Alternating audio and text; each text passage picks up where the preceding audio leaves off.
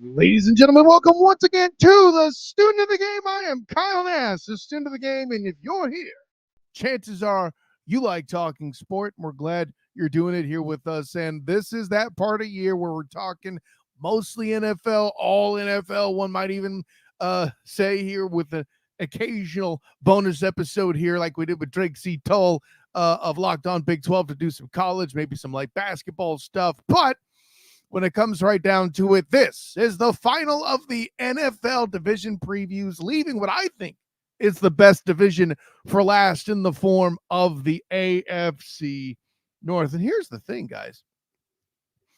By the way, make sure you check out on the various YouTube channels, Student Game Facebook page, Student Game Twitch, Huddle Up Podcast, or Toba Media, A7BN Sports, SOTG, Twitter, or your podcatchers if you are going to catch it after the fact on demand. They're doing all that. But if I may,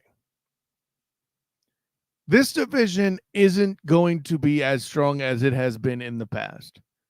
However, it will still be among the stronger divisions, I believe.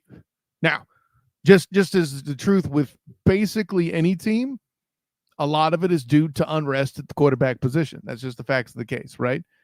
You know, we'll have Casey Kinnaman of the Barking Browns podcast to talk about how he thinks Deshaun Watson's going to bounce back because this year he finally does something, right? We'll talk with Mike Drokulich of Pittsburgh Sports Nation. Is Russell Carrington Wilson going to do what he needs to do to propel this team? A lot of people don't seem to think so. A lot of people don't have faith in Justin Fields. And I'll continue to make jokes about John Rice Plumlee because of the fact that I covered him at UCF with the black and gold banneret. And I like the dude. So I don't think he made the roster, but that's okay. I haven't checked the final cuts yet for the Steelers. I'll talk about with Drax when he gets in here. What's up with Joey Barra? Is he the same player?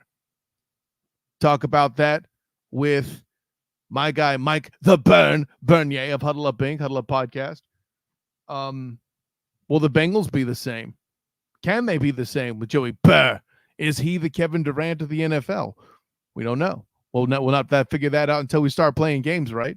I can make the argument that the guy this time last year in the AFC North, that's the most stable option at the position right now, is the guy we all thought was an injury risk until he played every single solitary game last year for the Baltimore Ravens. And that, of course, is Lamar Demetrius Jackson. Of course, we'll talk with Nicholas Jorgensen of the Google Clued podcast. That's right. We're jumping over the pond again to talk Ravens with that. But I talk about all this in the quarterback situation for this division.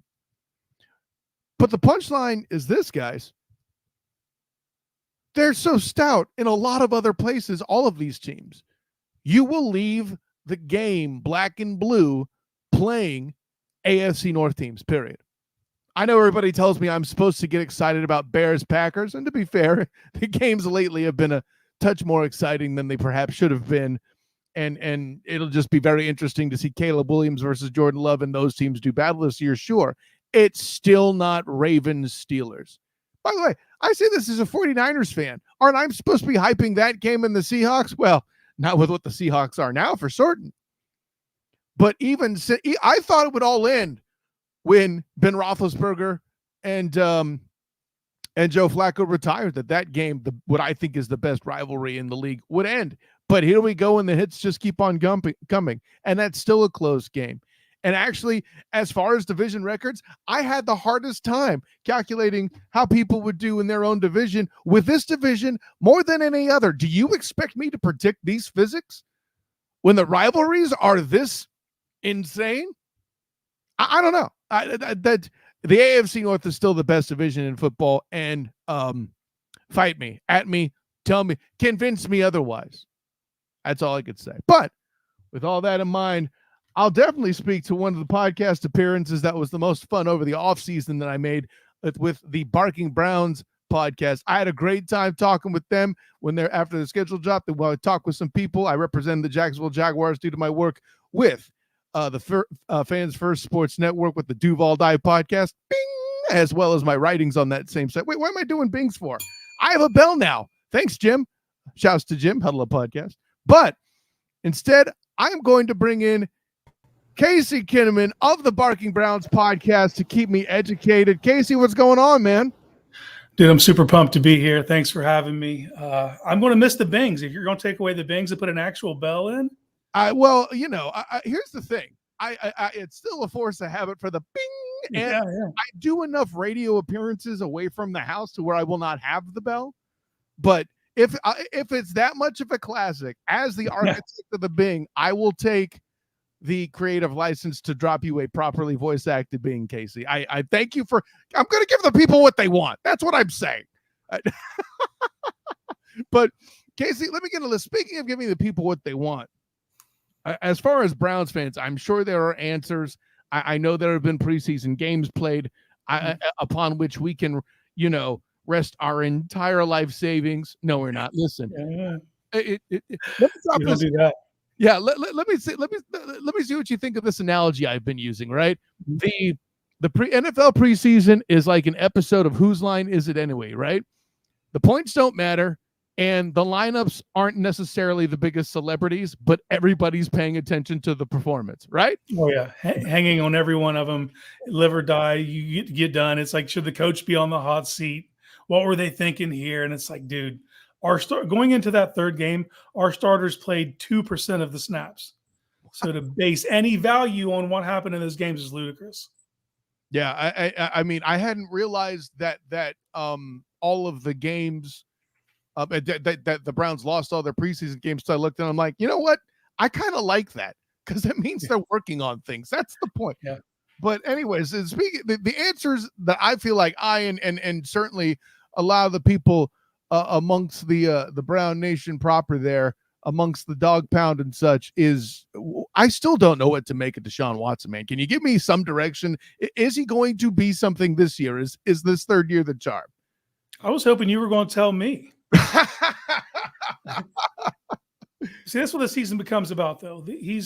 Deshaun's never been a fast starter. Even when people point to those prime years in Houston, it was usually slow out the gate and he would build over the course of a season. The problem is, since he's been in Cleveland, obviously you have the first year, the long suspension, 11 games, plays 6 games at the end. They finished 500, 3-3. And then last year he starts off, he plays 3 games, started to turn it on, gets hurt, misses 3 games, comes back, turns it on in that last game against Baltimore, and then he's out for the year. So it's been a bunch of start, stop, start, stop.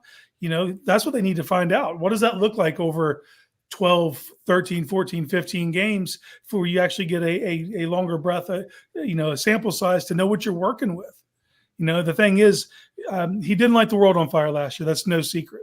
Right. They were also 5-1 in the games that he started. So it's not like there was a formula there. They don't need him to be a world beater.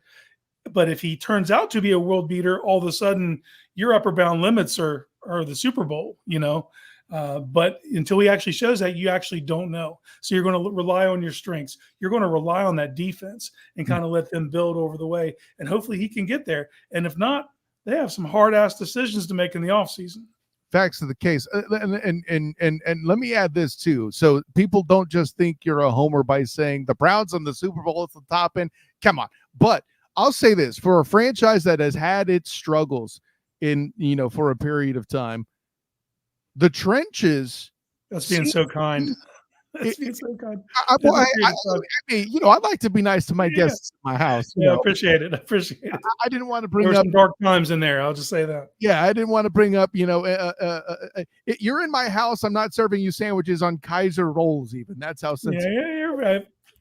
With that being said, I feel like still, even in those darker times, the trenches, both sides, particularly on offense, but now it's kind of swinging to the defensive side, are always incredibly stout. I think this team, being one that has defense, what is defense supposed to win but championships? You just need to put it together on offense. But going back to the offense, then going into the season, going to have some key players, Chubb in particular, going to be missing some time. Is that something that kind of altered your outlook on how the season might go, or was a slow start kind of baked in? Just, you mentioned with Deshaun, there's typically a slow start. Obviously, I was hoping not, but as you get in the training camp, things start to unfold. So I come in here, here's my expectations. My expectations for the offense have lowered a little bit, but my defenses have risen. So I'm still living in this zone.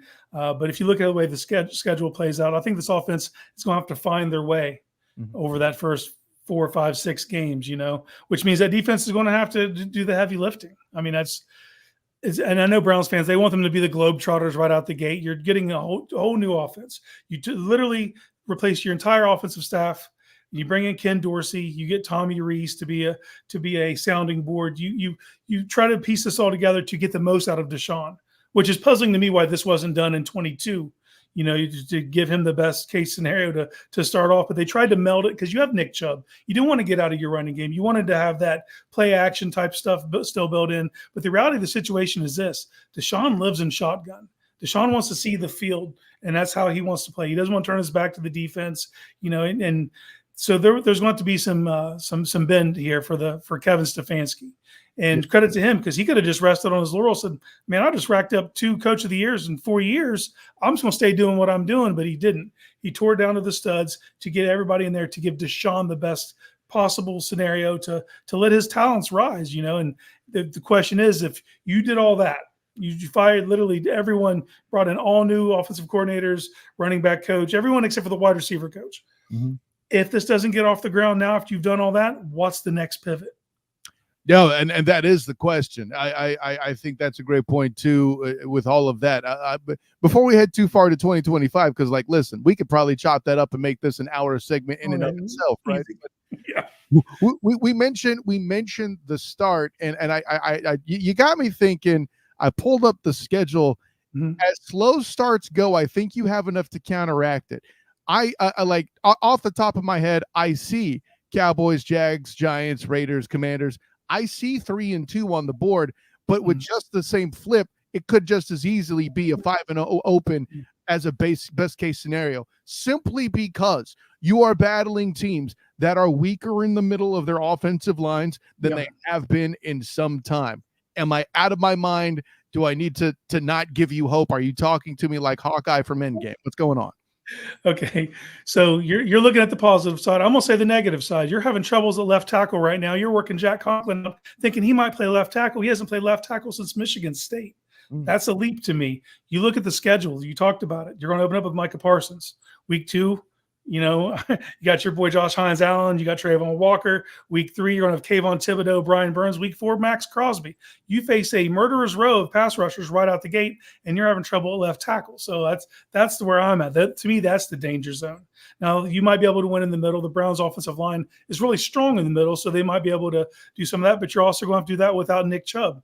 Can Jerome Ford give you that lift in the running game to keep you ahead of the sticks, keeping Deshaun out of 3rd and longs? I think that's the game, right? You want to give him as many easy layups, provide all the easy answers you can, and let him get some confidence. So that's going to have to be the game plan. But when you're facing pass rushers like that and you're having issues at left tackle, it could get scary quick.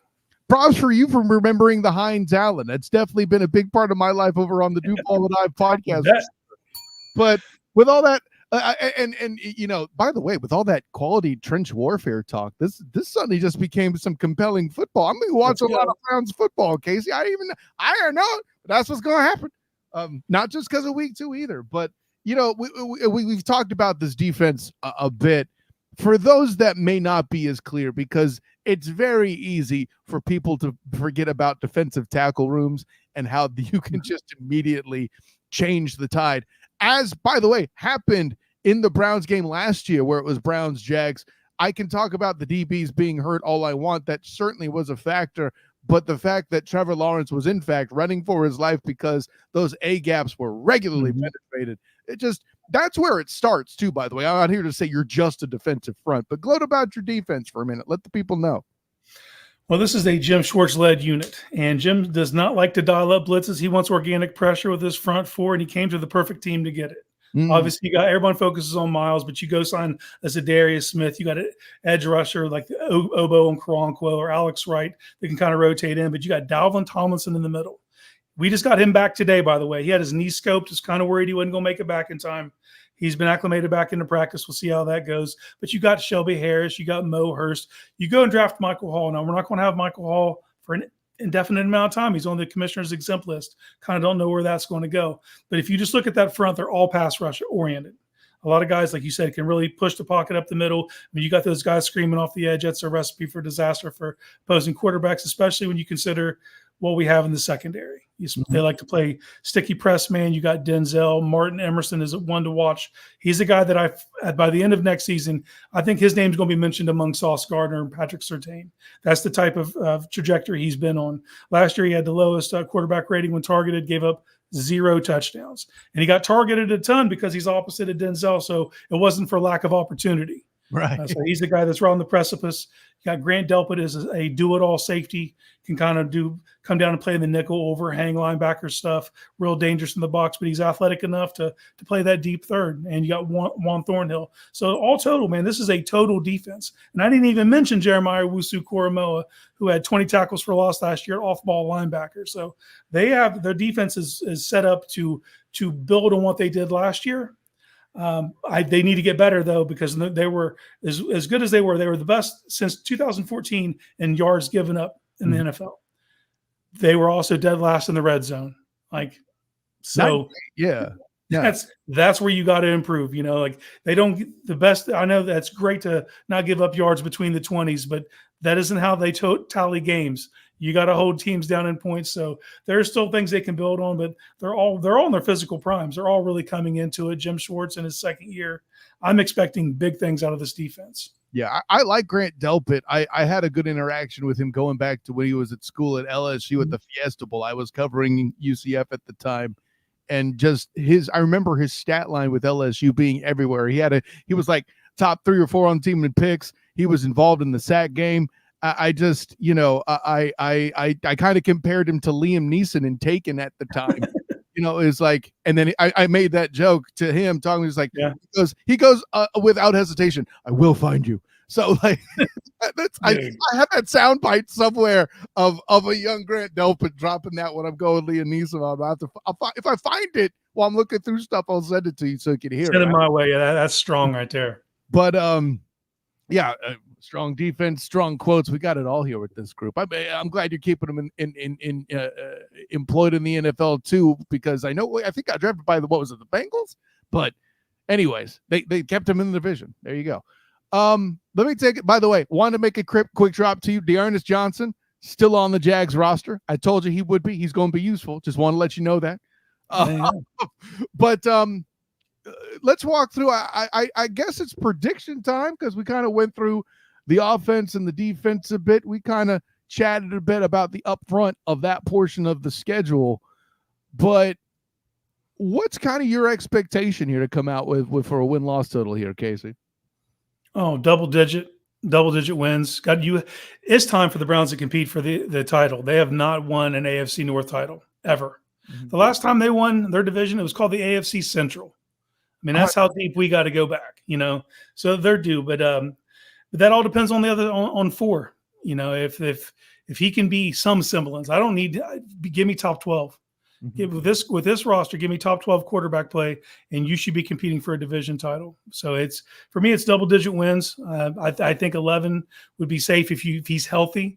They were able to get 11 wins or 12 wins with 5 quarterbacks, 4 really playing substantially. So and we were playing with offensive tackles 5 and 6, literally. So just health. Give me health, and stay the course. And I think you should get double-digit wins this year.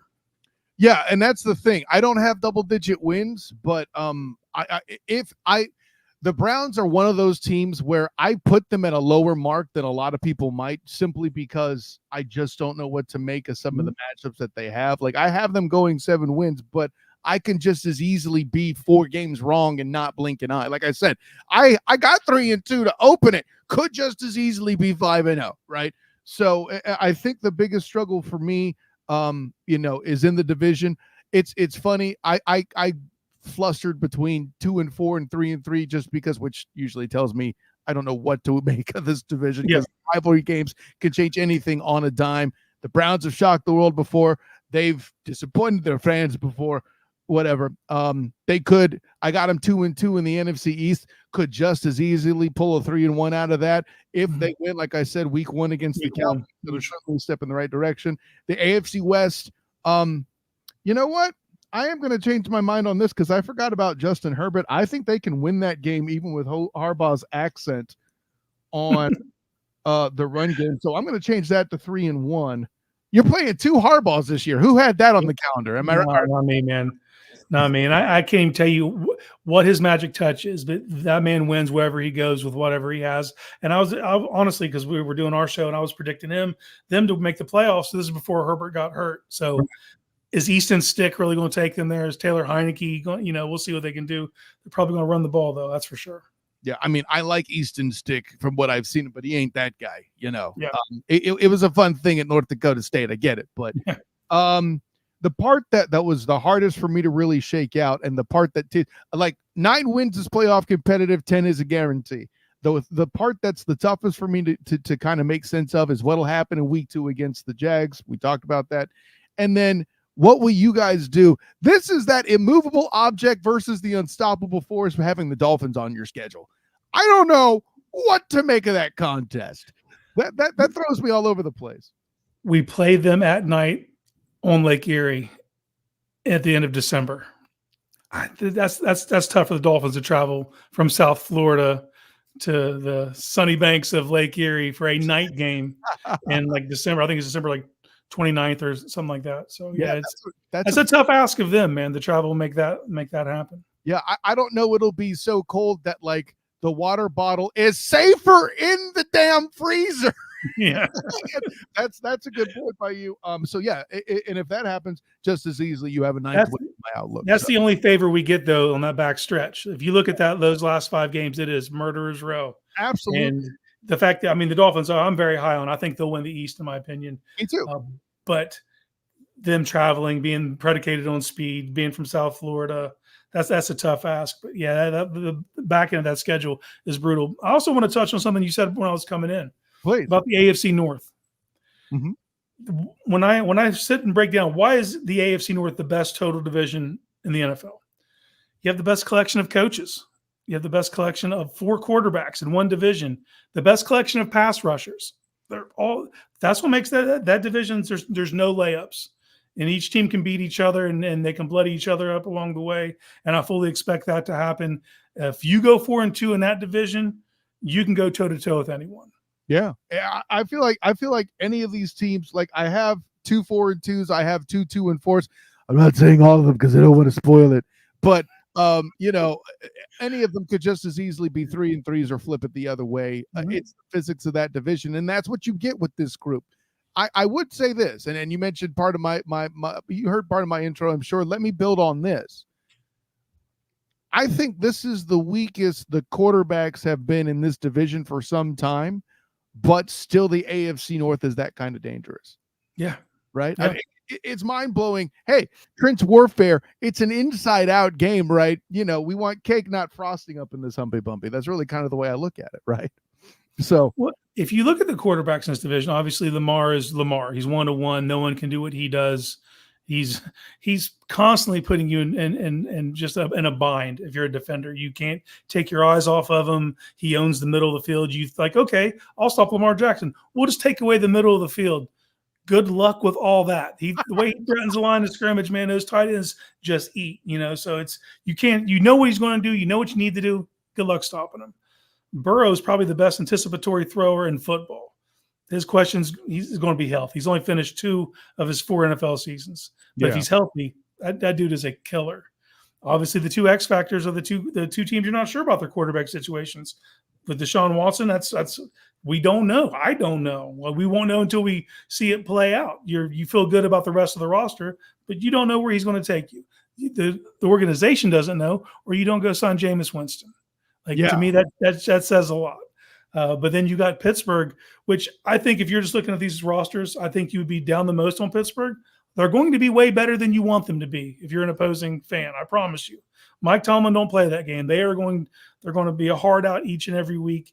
And when they went and got Arthur Smith, I worry about what he can do with Justin Fields. I think that he could weaponize Justin Fields. So I think that they're going to be friskier than people realize. Top to bottom, it's rough over there. That seems to be the line on the Steelers. I was called a charlatan for even considering them to have 10 wins last year, and look where we ended up, So, but I'll tell you this, Casey. I see Mike Draculich setting up in the green room here. So just the last few questions here. But like the one time I felt confident questioning Mike Tomlin was when he started Mitch Trubisky over Kenny Pickett. I still feel like they could have made the playoffs that year and they missed it. And I saw the preseason game in Jacksonville, which of course, again, I rested all my laurels on such a important and gravity filled game. Right. But I saw just, it looked like Kenny Pickett was more comfortable than Trubisky. And that's the one time I've questioned Mike Tomlin. Everything else, I've regularly had them at 10 wins. And well, when I talk to Drax a bit, we'll see if I have another set of 10 wins here. But like the point you made about the coaching is what I'm getting to, Casey. If you said to me point blank, who's the best coach in the AFC North? Right? I got nothing. So yeah. I'll say this. I'm gonna give Tomlin an excuse, and Browns fans are going to hate me for this. He never had to deal with a rookie quarterback before. He didn't know how to play it. He came in and had Ben. He always had steady quarterback play, so he had never had to like go through that process of when's the right time to play the rookie. So that was a first for him. Hey, let me help you with this. Here's how you sell it to your Browns fans out there, right? Look at this entitled lucky fool. He's always had a guy that's not see, but I'll take no credit. Just let me know if it works in the DMs. We'll do, man. Casey, great to have you jump in. Let the world know where you can be found, my man. Yeah, man, I'm a staff writer at the Orange and Brown Report. That is theobr.com. You can catch all my writing there. Every Tuesday and Friday night, the Barking Browns, a show that Kyle was gracious enough to be on with me and Nick Carnes and Jacob Roach. And then every Thursday night on the OBR streaming network on YouTube, I'm a co-host of All Eyes on Cleveland. So you'll find me somewhere among there. I am not too proud to do it again, too. I'll say. Well, we're having you on. You're not getting out of it. Oh! It's a declaration now. Okay, there it is. It's happening. Tuesday and Thursday happen to be great nights for me. That works out. There we go. Casey, listen, man, you're one of the guys that make this show truly the student of the game, where I'm learning more than I'm teaching. So thanks for coming aboard, man. And hopefully we do it again at some point. And I'm looking forward to week 2 with the Barking Browns, y'all. All right. See you week 2. Take care, Casey. All right. So, hey, with that in mind, we got the Browns in the can. But next up, the aforementioned Steelers we talked about. And this is a guy I go back with covering and talking sport for an extended period of time. The true guardian of the Pittsburgh Steelers, the man I call Drax, Mike Draculich of Pittsburgh Sports Nation. What's going on, my man? My dude, what's going on tonight? Hey, I'm glad to continue the tradition of talking Steelers ball with you at this time of year, man. That's what it is. We are 1 week away. I'm 1 week, 1 day from some real football. No more preseason. No more third stringers in there running around. It's time for the real deal next Thursday, man.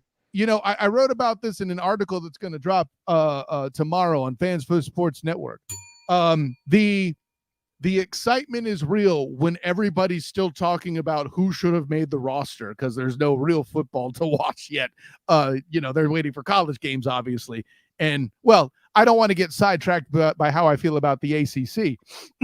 But that's a whole other mess. Maybe I could have you on for a different show to talk Pitt in the ACC. How about that? Yeah, baby, we're ready to go, man. Hey, Friday night I'll be covering some Alacopa football, and then the next day, live from Acrisure Stadium, Pitt and Kent State.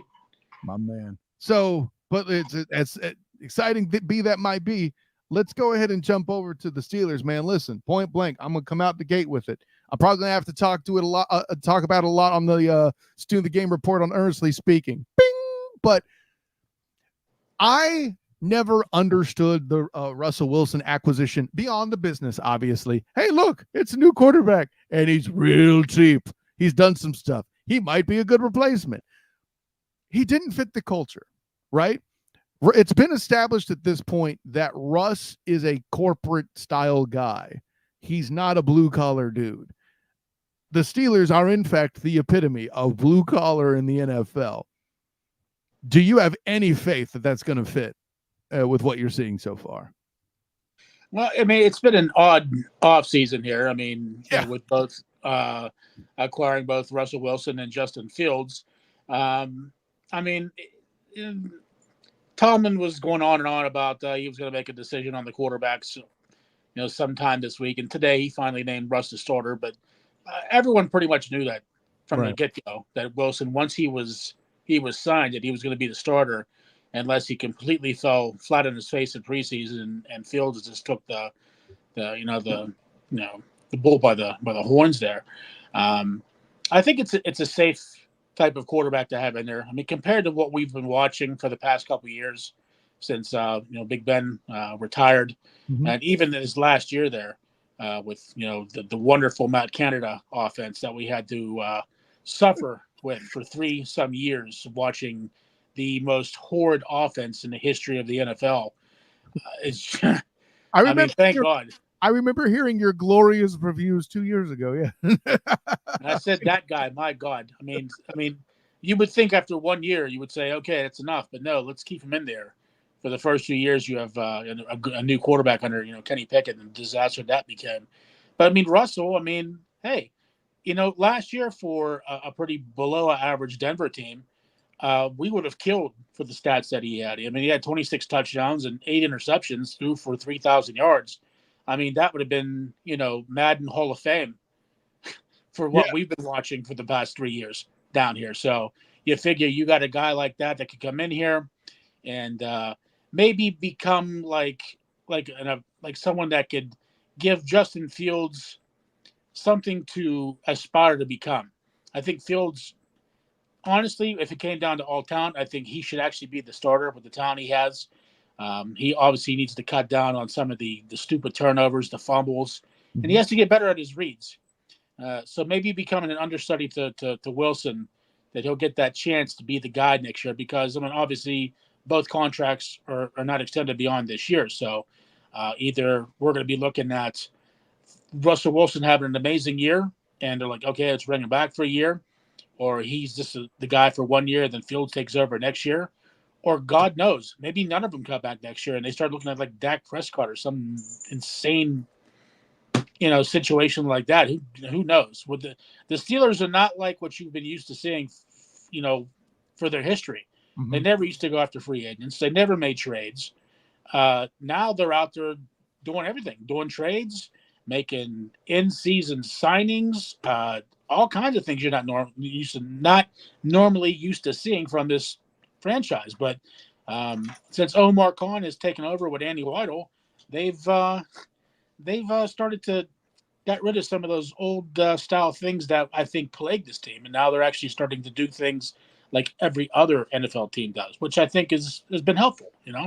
Yeah, I mean, well, and you could kind of get like you point out the free agency thing. I think that's an interesting point. Like off the bat, and granted, I don't cover the Steelers like you do, so this may be imperfect. But the one I remember that I think it was midseason was D'Angelo Williams jumping in when there were some running back injuries. I think around the Willie Parker era, Yeah. somewhere in there is that's the last one I can remember that was big like that in the midseason. So that Yeah, like the first time you ever seen it was amazing. It's like, my God, we made a trade for someone that was injured. It's like, wow, and that was the old guard, Omar Khan. It's like, hey man, this guy must have been given free reign by the British to say, this is your team now. You do as you see fit. We don't have to do the things like his dad and his grandfather did. We're going to do things a little different here, and we're going to try to get this team up to standards again. Because honestly, it seems like our fan base has become enamored with winning seasons instead of actually doing something like winning a playoff game. Going to the playoffs. I haven't seen a playoff win since I don't know when. I think this is the longest stretch in my life, and I'm 48, that I've ever seen the Steelers not win a playoff game. It's unbelievable. But people are like, well, Mike Tomlin, he hasn't had a losing season. Well, I'm like, well, he hasn't had a playoff one either. And in almost 8-9 years, I'm tired of this. I want to see some results here. We're in this to win. I get that too. The goal is the Lombardi. I get that too. But I think some other factors have kind of arisen. For one, and you heard Casey make the point earlier that made a lot of sense to me, was life with Mike Tomlin was having an all-pro quarterback established for the lion's share of his tenure. I also think that this AFC North team has gotten out of the business of being a 2-team race. Regularly, it was probably 2 teams that were battling for it. Then the Bengals ascended. Now the Browns, as the air quotes weakest link of the chain, made this one hell of a chain in the division. So I think that there's some of that element taking place too, where you're not hosting games in the postseason like you used to, because coming up to Pittsburgh is not a simple task there. I have been to the former Three Rivers Stadium. I know it's in Vesco, but whatever. I said what I said, my Dracula. You want the former Heinz Field? That's the best I can do. Okay. I missed all those places. Three River Stadium was awesome, man. And I mean, there was a time where if you were in a certain part of the stands and the team was doing good, people were jumping up and down, and like the stands are like bouncing up and down. I mean, that was amazing, man, back in those days, and it was the crowd itself was deafening inside there. I mean, it's gotten way better at Acrisure, Heinz Field, whatever you want to call it now. Now that they've enclosed the entire stadium, I mean, it's been just some pretty loud moments in there now. Yeah. But man, some of those days at Three Rivers, being there for the AFC Championship game in '95 against Indianapolis Colts and stuff like that, you'd go home deaf for a couple of days, man. It was some fun times. I mean, that's where my dad took me when I could, first started walking the Pirate games, the Steeler games, and watching Pitt games there every now and then. I mean, yeah, I missed that place a lot, but we moved on to a pretty awesome stadium. Yeah. And now we need to start winning some games there, I can't even remember what the new thing was. It's still Heinz Field to me there too. When I think about it, it's Acrisure Stadium, but everyone calls it Heinz. I mean, for the love of God. Yeah, let's not pour any more ketchup on that. But I'll say this: I can appreciate the atmosphere there. I was there. It's been a number of years ago now. I was there. I think it was a 39-38 game where the Steelers came back after Flacco set up a touchdown after what was an objectively awesome pass. I think it might have been Flacco's last full year as a starter. Mm-hmm. So yeah, but the atmosphere was amazing. And what's funny about it too is even for all the we sat on the Steelers side, but there was that one Ravens fan that sneaks in so they can talk crap. You know what it is? When the game was up, there was still a hand shook. It was amazing. I was blown away. Everybody was just having a great time, man. It was quality football. A little cold, but hey, I came with layers. I'm being the Florida guy. I took the advice. It came with layers. Bam, we were ready to go. So anyways, I just wanted to share that real quick. But let me jump over. I mean, okay, obviously the defense starts with TJ and Minka. I get it. Totally cool. I wrote for the Dolphins Wire at the time when the trade was made. Minka went there and all that. And I hated having to write that up, but it was also necessary for both teams to do what they did. What are the pieces on defense that are hiding in the shadow of TJ Watt and Minka Fitzpatrick that we should know about? I mean, this team defensively should be a top 5 or top 3 unit. I mean, it starts with that defensive line, and you got Cam Hayward, who's going to be a future Hall of Famer. Mm-hmm. You got Keanu Benton, who is the nose tackle. I think he is set to have an absolutely tremendous season. That's one of your guys that's, going to make a lot of plays that you don't see because he's a grunt on the defensive line. And then, of course, on the other side, you got Larry Ogunjobi. That's one hell of a defensive line to start with. And then you get into that second part, where you got TJ and you got Alex Highsmith, and now you got Landon Roberts coming back. And, oh, wait, they go out and steal Patrick Queen from the Baltimore Ravens. So now you have what may be one of the best linebacking cores in the entire NFL, going Watt and Queen and Roberts and Highsmith. And then you throw into the rotation this Herbig kid that's from Wisconsin. He's kind of like a mini TJ Watt. And then also they got Peyton Wilson, who's another guy who's set to be a terror. They got linebacker after linebacker that's going to be coming in waves for those quarterbacks. And then you get to the secondary. Obviously, you got Peasy Jr. back there. You got the Dante Jackson trade from Carolina. He'll be the corner on the other side. And, of course, you got Minka now, who's going to be returning back to his normal kind of state where he could actually go back and make some plays, unlike the last couple of years where the linebacking core was kind of weak. And they were making him come up to the line of scrimmage, and he wasn't able to do some of the things he's been known to do, becoming a ball hawk back there. And they also picked up, I believe, Deshaun Elliott also. So it is a formidable defense. And I think they're going to be getting back to terrorizing quarterbacks. And, I mean, there's not a tremendous amount of depth corner-wise. You got Cam Sutton that has to sit out the first 8 games for suspension. But they got this kid from West Virginia, Beanie Bishop, who's going to be he's an undrafted kid, but he really worked his butt off. in training camp and earned a spot. He'll probably be in as like a nickel corner slot, stuff like that. And they might look at some other different guys. Corey Trice was promising coming out of Purdue, though he got hurt last year. So they got some guys. I mean, and all the local media guys and all these guys are whining about depth. Like, they don't have depth behind this, they don't have depth behind that. But in today's NFL with the salary cap, who the hell does have depth at some of these positions? Because once you pay your quarterback or a star receiver, there's nothing left to have depth anymore. So I mean, I love that point. I love that point. Especially, what is it? Where you got number 2 receivers clamoring for 25 and 30 mil a year. What are we doing? That's absolutely insane. You know, that's one that'd be a great show in the future to have. Just not even like talking about regular stuff, but just salaries. Like, we get dedicated an entire show of like, when does like the insanity end? Of like, okay, this guy has to make 25 million, and the next year it's 30, and the next year it's 40, then 50, and then quarterbacks are making 100, and like, what is there? Are they going to be making like, $1 billion a year soon? I mean, Patrick LeVon Mahomes II is at $500,000 with this total value of the contract, so we're getting close to that, right? It's crazy, is it not, or what?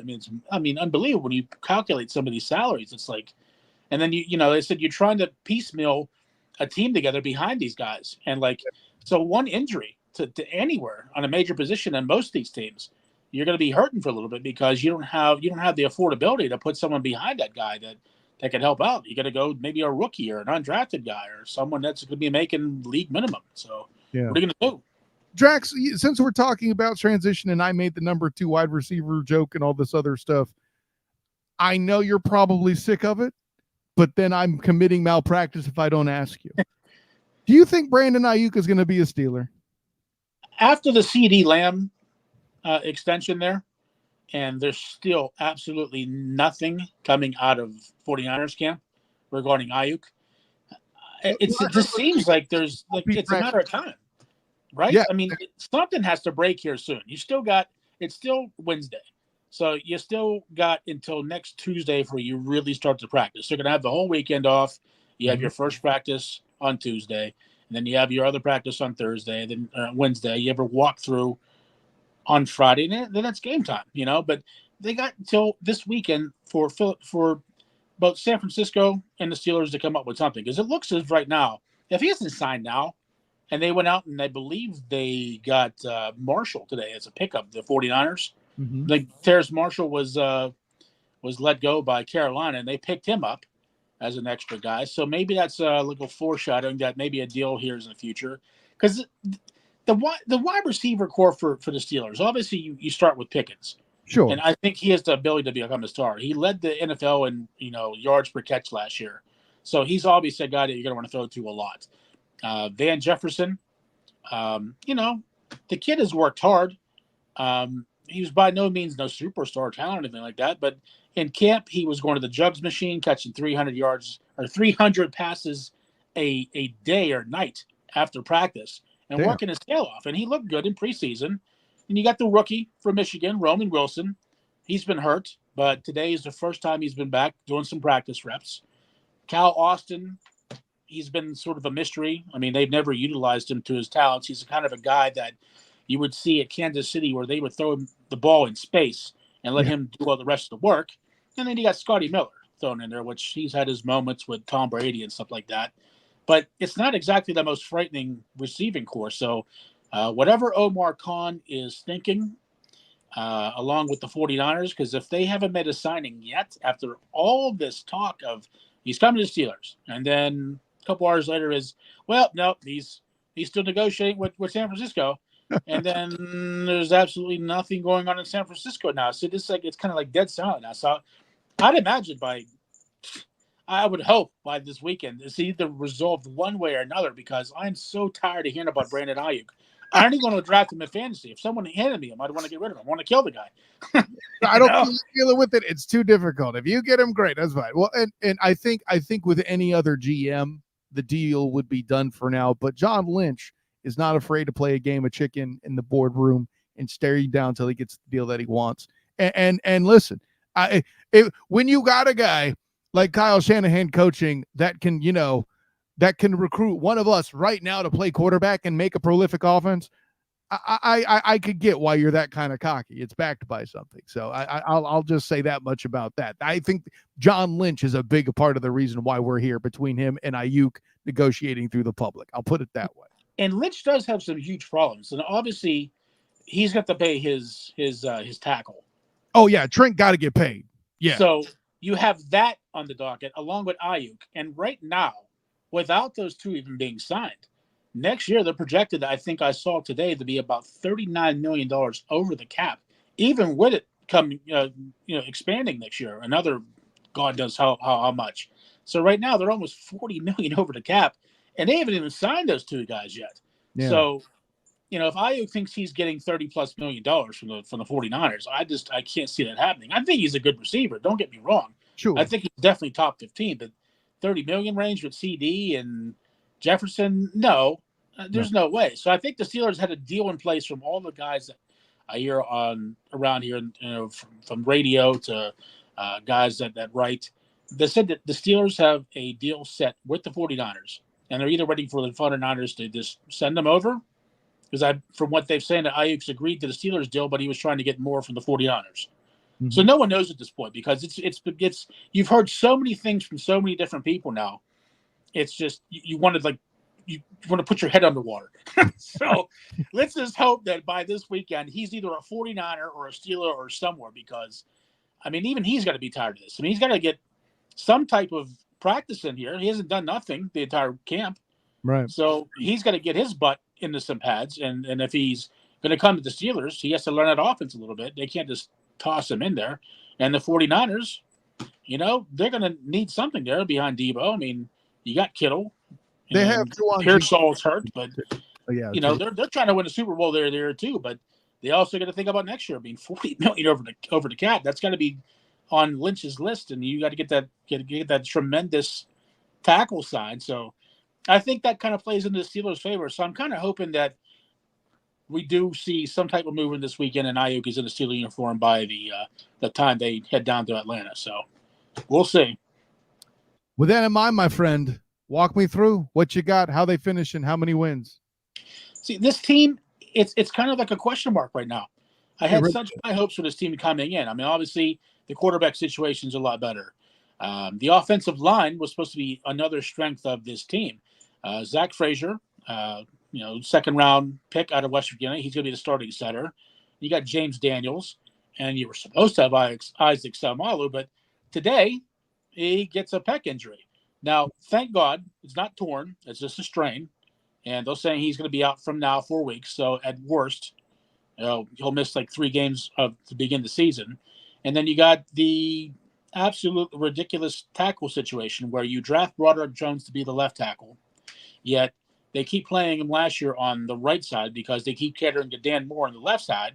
And then you draft this kid, what's his name? Falconao. Now he's been hurt. So you still got Mason at left tackle and you got Jones at right. But then today there was video of Broderick being back on the left side and Mason doing a little bit of right side work, and the kid from Washington maybe being ready by week 1. So that's what you need. Obviously, from experience, the key to most offenses, that offensive line has to be ready, has to be cohesive, and they have to be ready to go, because they obviously have their job of not only protecting Russ, but opening up some holes for Najee Harris and the Jalen Warren's ready, and maybe even Cordero Patterson. I think this team, if they're healthy, along with Arthur Smith, we haven't really seen much in preseason, but they're not going to show nothing. What team is going to show anything? And then all these guys whine in saying, oh my God, Fields threw for 90 yards and Russ threw for like 50. Every single quarterback who did play in preseason, it's about the same stuff. No one's showing their cards. Right. So it's all a guessing game. But I know this. A monkey with some crayons and some paper could do a better offensive system than Matt Canada. So I will put my faith in what Arthur Smith can do, because we've seen what he could do when he was with the Titans.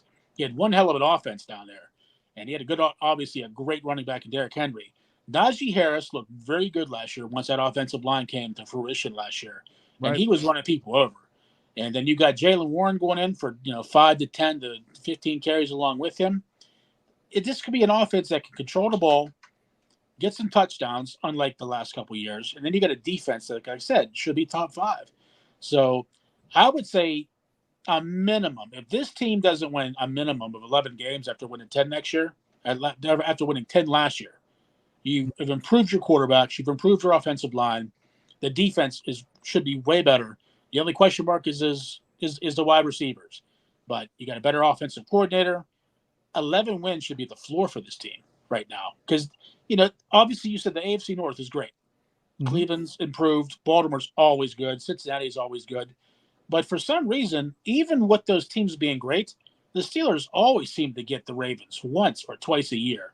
It's They the always nature get their of the number. They own them, And then the Browns, the same thing, and the Bengals back and forth. So it's going to come down. These first 8 games are not very hard for the Steelers. These first 4 games, minimum, had to be 3-1. You got Atlanta, you got like Denver, and these are teams you have to beat. You have to beat these teams. Mhm. So a minimum start of 3-1 would be great for the Steelers. And I said if they could achieve that, 11 wins is the floor, and they could go higher. This depending on how that offense clicks, man, because that defense is going to be great. That offense could put some points on the board. That defense will do enough to keep this team winning games. So I'm looking forward to it, man. Next Thursday we get the opening game, and come Sunday 1:00, we're going to see what this team could do. So I got some faith in this team. We're going to see. Yeah, I don't think 11 is a bad mark on the surface. I think your biggest problem, and I see the comment here, Dean dropped the thing about the offensive line earlier. The schedule's the issue for me.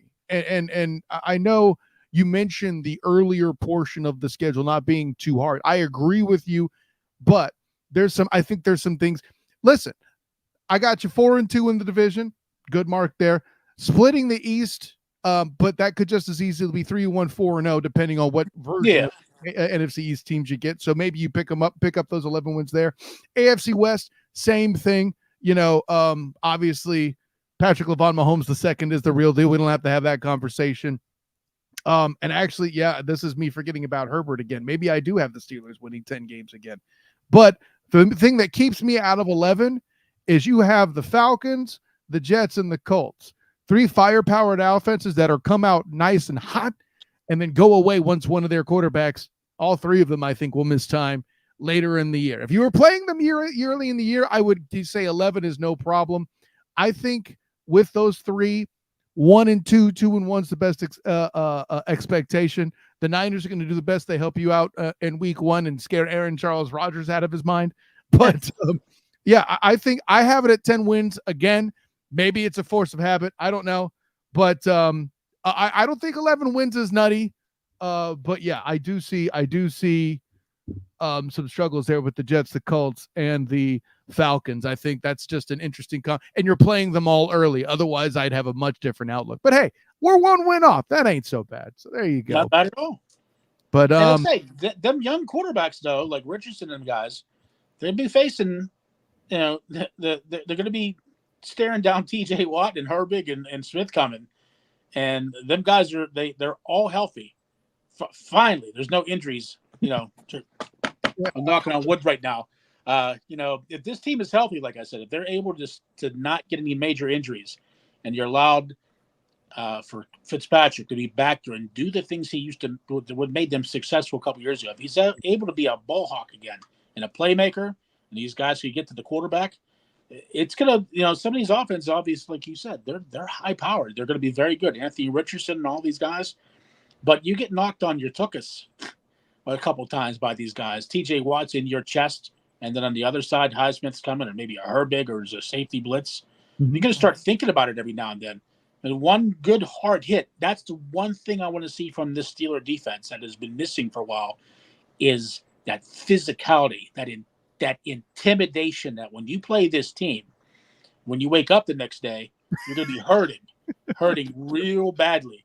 And that's the one thing I want to see. I want to see intimidation brought back by this team. So with the offenses on the other side, they might be really good, but they got to think, if I catch this pass across the middle, am I going to be getting up after this pass? That's the kind of things that this team needs to bring back, is that when you play the black and gold, you're going to be in for a game that you're going to be thinking of the rest of next week. Because you're thinking, man, that dude really pummeled me, man. My chest is hurting. My legs are hurting. My head's hurting. That's what the Steelers need to get that identity back. And if they can do that, they're gonna, they're gonna open some eyes this year. So we'll see. Fair enough, Drax. Tell the people where you can be found, my man. Well, on X, Twitter, whatever they call it today. I said everything always changed. It's at PGH Sports Nation. Follow me for covering the Pitt Panthers on game days on Saturday. I do game day previews for the Pitt Panthers. I also take care of, obviously, the Steelers. I do game day previews for the Steelers. And if you're into local high school football, the world-famous Aliquippa Quips, I check them out on Friday nights down at the Pit, one of the scariest places on the face of the earth to go to. And that's pretty much it, man. It's all Pittsburgh sports all the time with me, man. So if you want to talk sports, just chill out, have a little conversation with someone. I'm always there for people. So. Right on, man. Hey, listen, you mentioned this week starting too. Hey, you say Saturday, Thursday night, I'm at the Bounce House with UCF with the black and gold banneret. So trust me. I'll be watching TV, right? I'll be watching that night. Oh, yeah, no doubt. Well, yeah, you got ESPN Plus. I ain't worried about you. Oh, yeah. So, all right, football, man. It'll be on, much to the detriment of the wife. This guy gets it. Yeah, I said, by the way, you're a family man now. You got a wife. Don't be telling people you're on X. Say you're on Twitter. It's much safer. All right, Drax. I'll see you next time, man. Thanks for coming in. My brother, man, you have a good night, and you take care of that game, my man. Talk soon, brother. Thank you. Mike Drokulich, man. Always good to catch up with my guy, Pittsburgh Sports Nation. How long have we gone back? Goodness gracious. It's a good time. But speaking of good times, it's getting warmer in here. No, I'm not just dunking on EJ Christian. You need some aloe vera. That's right. You need something to battle back the bird. What's going on, Mike Bernier? How you doing? By the way, I feel like I have to do an intro like that because you're there in the green room. You come in early and then you start, but hey, something pun about something hot, something pun burn dunking on EJ the bird. And it's like, oh, it's time. So, I mean, if you want me to act surprised about the Houday on your nameplate, I mean, I'm not. Sorry. No, but, that here's the thing. The choice was Florida State 0-2 season over, or it was Houday, and I thought that this was more appropriate because we were talking about the NFL and not dunking on Ernest Christian. I mean, I think Drax would have appreciated too as an ACC guy himself. But we'll move on from that. We'll go with this. Listen, I'm going to come out the gate. I'm going to probably make you the angriest I've ever made you. Probably not. Try me. Don't worry, I'll wait. I think that Joey Burr has the potential to become the Kevin Durant of the NFL. In which regard? I guess let me ask that question. He's an incredibly talented dude that's going to miss a lot of time because of injury. And I think if he doesn't complete the season or he's limited because of kind of lingering effects from taking all these injuries over the years, he's that guy. The fact you have to consider it. I'm not necessarily saying that I disagree with that assessment. But here's the thing. Kevin Durant this year in an 82 game season played 75 games. He played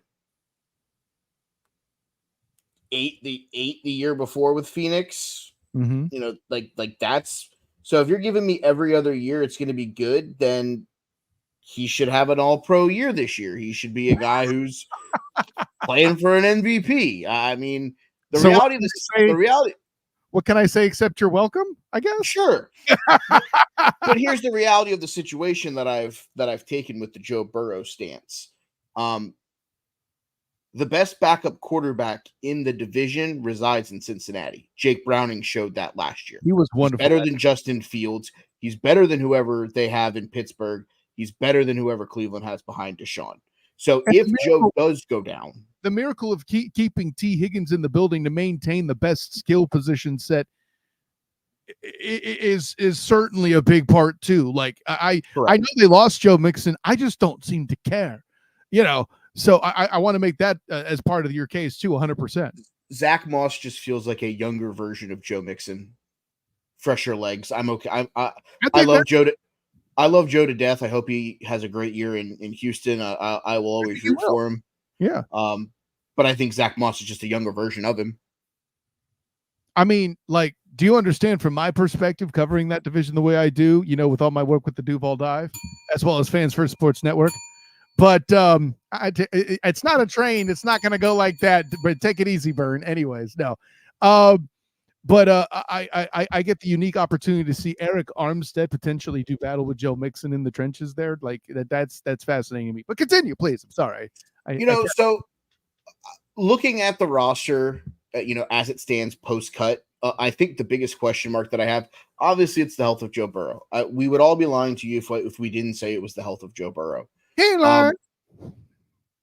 There are only 2 healthy running backs on the roster right now. It's Zach Moss, it's Chase Brown. Everybody else has either been cut or hurt. Chris Evans broke his leg in practice. He's gone. They released Trayvon Williams today. So I don't necessarily know what they have up their bag of tricks for moving forward, because I don't think you're going to succeed long-term in the National Football League, only having 2 running backs under contract. Do they have anyone on the practice squad? Did you notice? It's okay if you didn't yet. I know it's still kind of... Well, they signed the guys to the practice squad today, and there is no running backs currently on the practice squad. Wow, so much for that angle. I thought I had something there. Carry on there. So that's a question, but I don't necessarily know if they're thinking about potentially adding somebody who was cut from a roster. Sure. I saw a name floating around that, Ernest Christian, because I know he's going to listen to the show, hates more than probably most people. I heard Boston Scott got released from the Chargers roster. That's a name that could be an interesting name if he is available. Old friend Samaje Perine got cut from Denver. He's a name that I wouldn't mind bringing back. Neither is a name like Kareem Hunt if it really becomes a situation where you need somebody. Jarek McKinnon is out there as a pass catching back. Mm-hmm. All those guys. Yeah, Boston Scott did get released, so I think there are names out there. But I do think that this is a Zach Moss and Chase backfield. I don't necessarily know that I'm rushing to get someone. I think I would just love to have another guy behind Chase Brown in case something happens. Emergencies are a thing in the NFL, yeah. Especially in game. I do love the addition of Mike Gesicki at tight end, another pass catching weapon for Joe.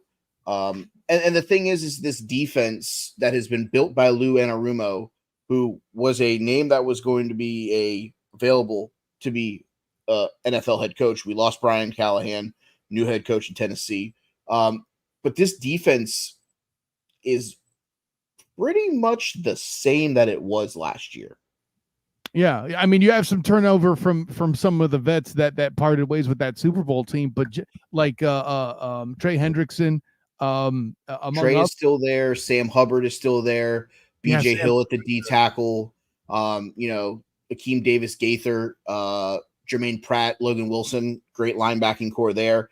CTB and DJ Turner as the opening day corners. But when I look at the thing here, aside from the obvious glaring, Joe Burrow has to stay healthy. Right. We've all agreed that that's the absolute number one thing that has to occur for this team to make a run. Because of this division, by the way. Correct. And I'll build on that point later, but continue. Right now, it's the long-term, how long is first-round pick, I'm going to butcher this name, Amarius Mims going to be out for with the pec? That's really the thing right now going into week 1. And Cincinnati the last couple of years has not been a team that I've actually cared about their preseason, because a lot of the times Joe doesn't play, that half the guys aren't playing. Jamar Chase had a sit-in this year, hasn't played any snaps, things like that. I think inevitably they get the Jamar Chase thing figured out. I'm not that worried about it. I think that inevitably, if this team gets off to a slow start in some way, shape, or form, maybe T. Higgins is not a Bengal at the end of the year. There's no way. No. I'm saying he may get moved at the deadline if this team stumbles out of the gate. That's an excellent point by you. That's an excellent point. Yeah.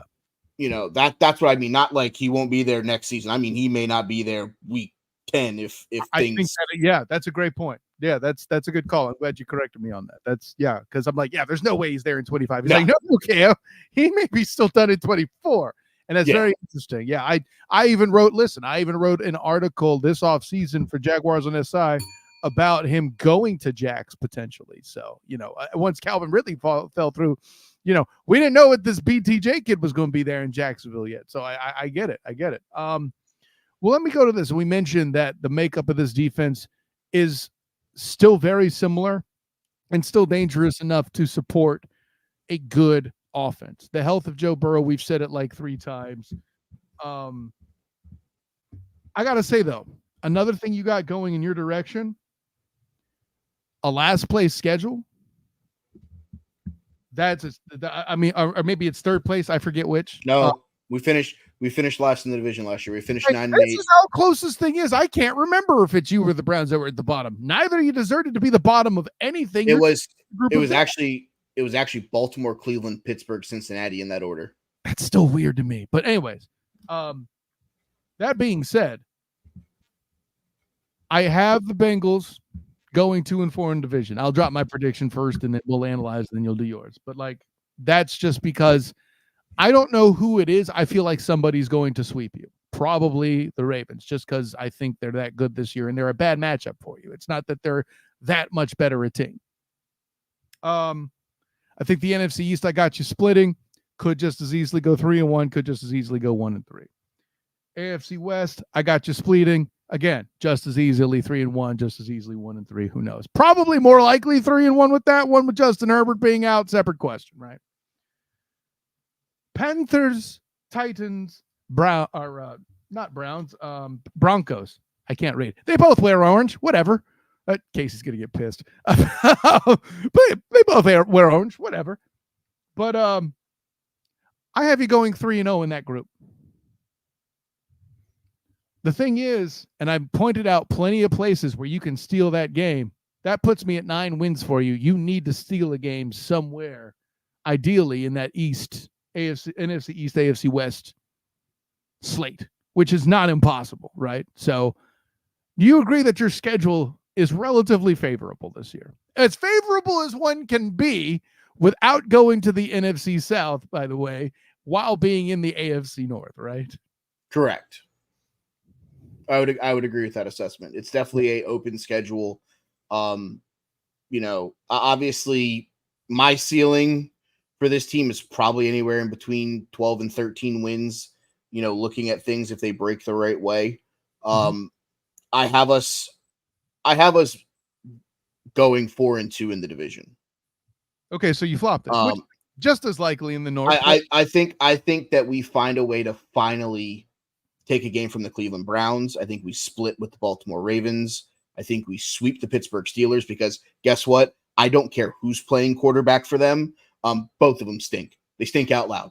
Well, and at this point too, the Steelers line being what it is, I'll put it this way. If I had known more about that line and didn't get a lot of the information that I did from Drex, I might have had a different outlook. I did put them at 10 wins. But I also, and the thing is, I picked Pittsburgh as the sweep for 2 very specific reasons. Reason number 1, game number 1 is week 13 after our bye week. So we'll have a 10-day-ish window to get ready for them. And the second game is week 18, which could be Pittsburgh just trying to end their season, especially if they're under 500 and you're going to have the first losing season under Mike Tomlin. They could just be trying to get out of there. So I picked Pittsburgh as the sweep. I think we split with Cleveland. I think we split with Baltimore. I'm going to take a special shout out. I think they win the home game on my birthday, October 6th, just because they're playing on my birthday. I will say that I think they do go 3-0 in that out of conference triangle that we talked about with Denver, Carolina, and New England. I think they win all of those games. I'll go 2-2 in the NFC East as well. I think they lose to Philly. I think that they're going to beat Washington. I think they're going to beat the Giants. I think the Dallas game is 50-50. Getting them on a Monday night later on in the season, I don't necessarily know how either of these teams will look health-wise at that point. Yeah. I'll lean Dallas. I'll lean Dallas at this point because it's on the road in Dallas. I'll give them the edge there. I don't see a world where this team can't go 3-1 in the AFC West, potentially 4-0 if they can win week 2 against the Kansas City Chiefs. You give me that look, bud. Bruh. Guess what? They don't have L'Jarius Sneed anymore. They don't need him. They got Chris Jones. But okay, if we run slant patterns, Chris Jones ain't covering Chase and T. Higgins.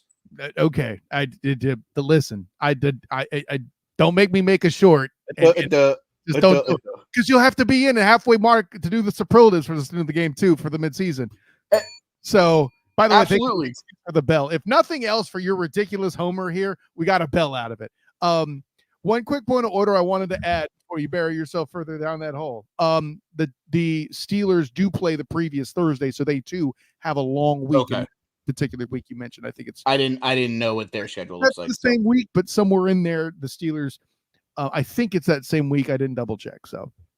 That's all. That's another option. It's the first Steelers game we were talking about, right? Then yeah, so they have play on Thursday. So they have this. The Bengals, to your point, have a longer week, but they're coming off a Thursday from the Browns too. So it's still a pretty brutal game, physicality wise, battling the Browns for sure. But anyways, go ahead. The way I look at it, I think the real window here is between 10 and 11 wins for this team. Mm-hmm. I think that puts them in a playoff spot. I've said it here. I've said it on Huddle Up. I don't necessarily care what the regular season record is. Get me to the playoffs and then anything can happen. Sure. Well, and that would be the goal of a Bengals team. I think that vibe fits them too. I'm not here to say that, you shouldn't prefer. Oh, I love every game to come through.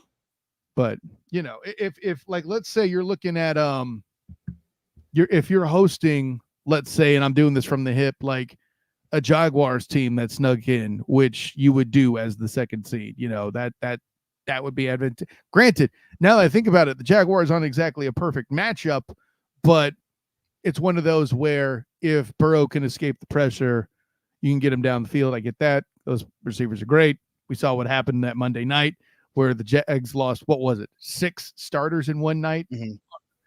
That was brutal. Anyways, I was for that. I remember that. But I think right now, especially with going into the regular season, in a world going into that game week 5 against the Baltimore Ravens, if they are not 4-1, I think something is wrong. And I think it needs to be addressed rapidly. Obviously the game I think that is in shambles is the Kansas City game week 2. I think they roll against New England. I think they roll against Washington. I think the same thing against Carolina. I think that there's a real world where if this is not 3-1 Baltimore versus 3-1, 4-0 Cincinnati week 5, both of these teams are going to be looking at themselves going, we left some opportunities on the table. Yes, which in an AFC North, to leave games behind, that's the difference in deciding the division at the end. Correct, because and looking at it from a North perspective, just whether it's us, whether it's Baltimore, Pittsburgh, Cleveland, the team is irrelevant. It feels like you're playing to be the number 2 or number 3 overall seed because it feels like this is still Patrick LeVon Mahomes the second's conference to be the 1 seed because they're going to get off to a fast start. They have probably 4 to 5 wins already locked up in that division.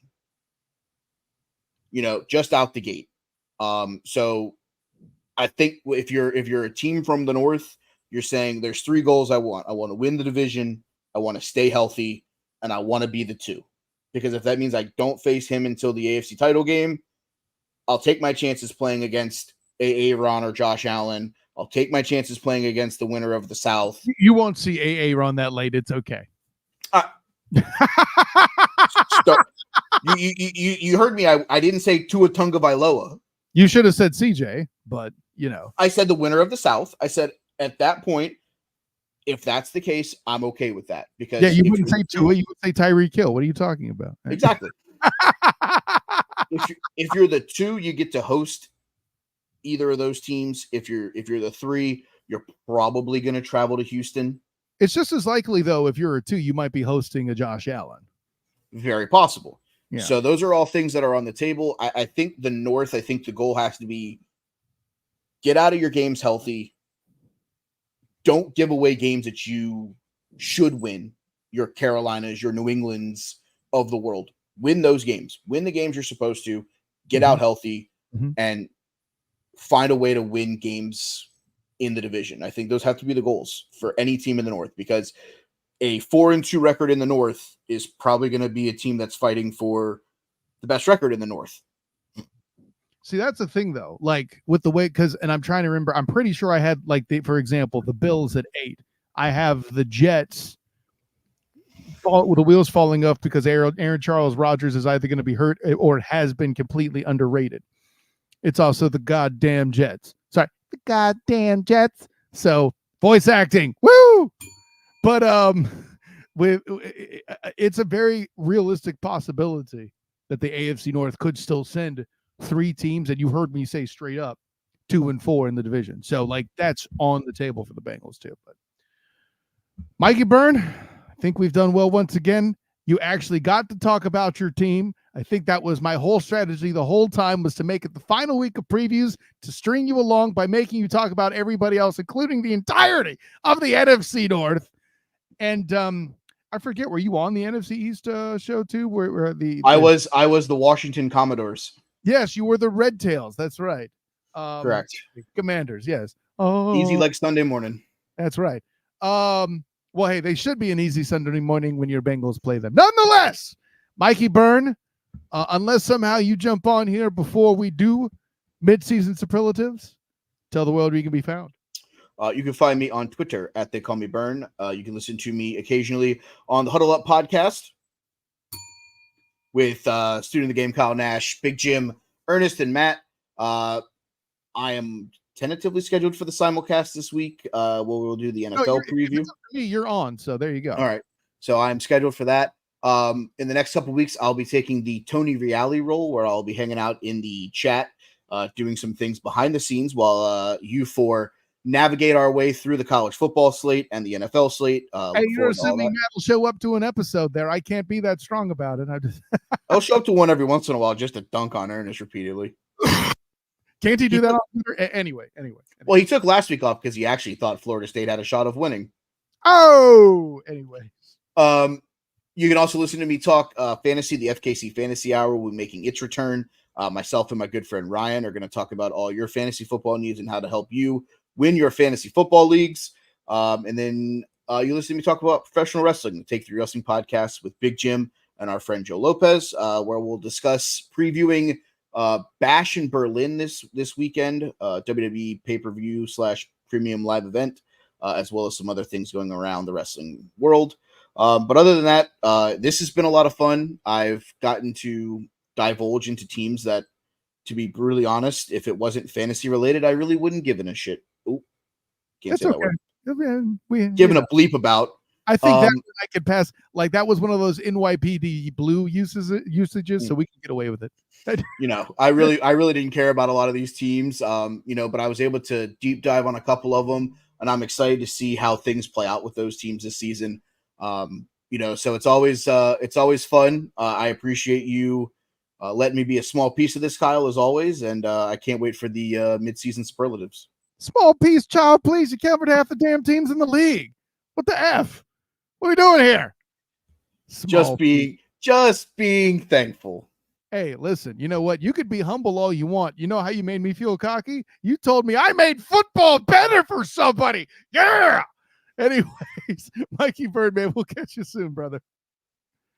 All right. Hey, always great to hang out with the Burn. We may see him before, depending on what happens with his beloved Bengals, but guarantee he will be in for midseason and end-of-season superlatives. It has become a tradition here on the Student of the Game. But speaking of Student of the Game traditions, when I talk Ravens, I love to hop across the pond to Denmark and talk to my dude of the Gulklud podcast and sports news outlet. They're covering American football. You got to call it American football because they're based out of Europe, right? But my dude, Nicholas Jorgensen, talking Ravens, starts now. And of course, no jaunt through the AFC North is complete without hopping across the ocean and heading north to the general Scandinavia area. My guy out of Denmark, the great, the wonderful Nicholas Jorgensen, the omniscient Nicholas Jorgensen. I know you're still living off of your Zay Flowers pick on the Student of the Game real mock draft, and that's my fault. But, man, listen, I had to have you in because last night, first of all, welcome in, of course, sir. Thank you so much, man, and appreciate the opportunity to be here again this year. It's a pleasure, and hey, ball is coming up. The season is right around the corner. Yeah, I think we're doing the AFC North a little bit later this year, and frankly, a lot of that was mostly connected to the Steelers being troublesome. We went over that with Mike Draculich earlier in the show. I mean, that's a whole thing. But here's what I find fascinating, and I promise not to bring up the AFC North Championship game where, Odell Beckham Jr. had red all over his back. That wasn't a cape. That was a Chiefs player while the ball was still in the air and he's trying to make a catch in the end zone with no call. But we don't have to talk about that, Nick Jorgensen. We don't have to talk about that at all. What we are going to talk about is this. First of all, the thing I got to tell you that surprises me most about your Ravens is how little we're talking about Lamar Demetrius Jackson this offseason. What happened? He still exists, right? He still exists. And I mean, I've been talking to my friends and my coworkers about it as well. How come that this happens every summer? Despite Lamar winning the MVP twice, despite him putting up ridiculous numbers, despite him putting up ridiculous plays every season, every year, he's forgotten. I mean, I don't know why. And when the NFL top 100 came out the other day, all we talked about was Tyreek Hill getting the number one nod, deservingly so, and then Patrick Mahomes not getting the top two. But because of Lamar Jackson, he was the second player. But that's it.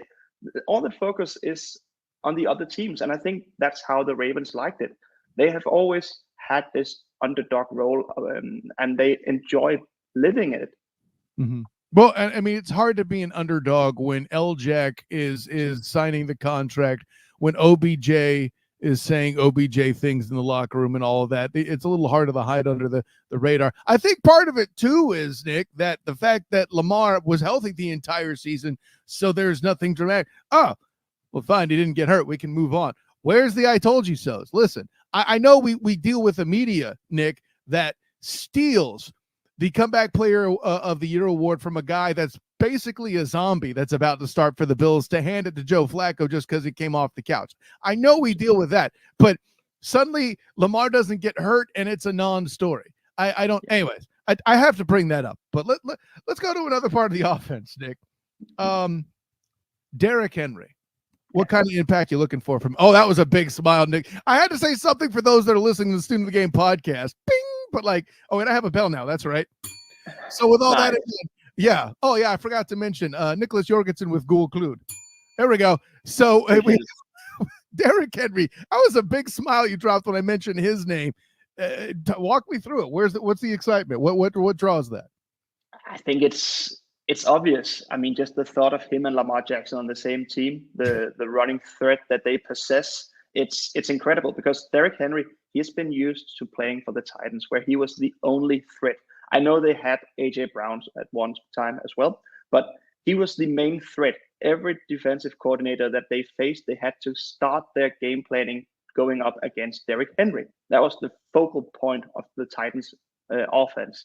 Now you have Lamar Jackson, you have Zay Flowers emerging, you have Mark Andrews returning from injury, you have Isaiah Likely, who is looking incredible in this training camp, and now you have Derrick Henry as well. So people around Baltimore are saying that he was the missing piece because we haven't had this bell cow running the ball for the Baltimore Ravens for a number of years. You've had different options, the Gus Edwards type, the J.K. Dobbins whenever he was fit to play, and so on. Now you have the main player at the running back position, and you have a player who's still got it.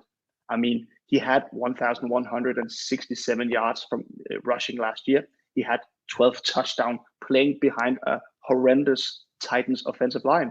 I mean, this could get very, very interesting. And, we mentioned that horrific Titans line. I think something that's underappreciated about Derrick Henry is what he can do in protection. Like, I dare you to stuff the box only to find out that Lamar's going to throw the ball and he's going to get extra time doing it because he shut down a linebacker that was coming in on a run blitz when it's actually a pass. I think that's a big deal to think about too.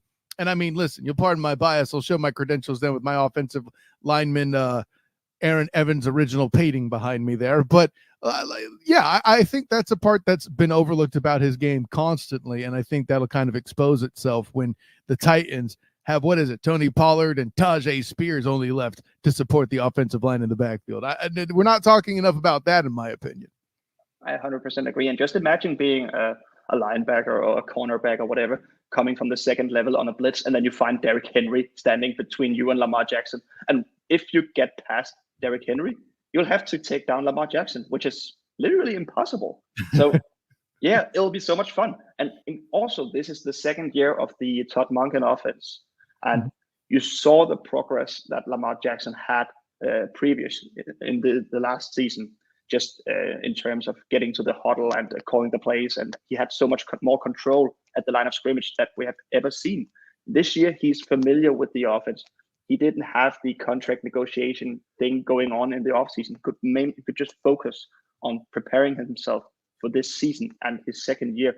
There will be so much more familiarity for him, and he'll be much better in the offense. I'm pretty confident in that. Yeah, and since you guys being the last preview in the Student of the Game series have the advantage of, as we record this, we're about an hour away from final cutdowns. Who's a player that's intrigued you most that you've heard about through Ravens camp? What's somebody that you look at the roster and you're like, I'm looking for him to do a little something extra beyond the Zay Flowerses and the Mark Andrewses, of course? Yeah, of course. One of the guys that keeps coming up is Isaiah Likely, the backup tight end who got some playing time last year because Mark Andrews was hurt. But he's really been a stud this training camp. He's been going up against Kyle Hamilton, the all-pro safety or nickel, whatever, and he's been dominating him. He has his check. It's incredible. So Isaiah Likely, I think we'll see a lot of 12 personnel from the Ravens this year because you cannot have Isaiah Likely staying on the bench. You need to get him involved, and Lamar Jackson clearly trusts him. So that's a guy. On the defensive side, I would say Travis Jones, the big nose tackle or defensive end, or wherever you want to fit him in. He's been wrecking some ball this offseason, and the Ravens had a training with the Green Bay Packers in last week, and he was just wrecking their offensive line as far as I could read and listen to. So he's been fun to watch and fun to hear about, and so yeah, that's another guy. And then finally, you have Trenton Simpson at inside linebacker, who's taking over from Patrick Queen. Remember this: Trenton Simpson didn't play a lot of ball last year because Patrick Queen and Roquan Smith were dominating in the middle of that defense. Right. But he's kind of similar to Patrick Queen. He's very explosive. He's a dynamic player who can run towards the running back. He can also do some pass defending. But I think he'll have a big role, and he'll be starting next to Roquan Smith this year.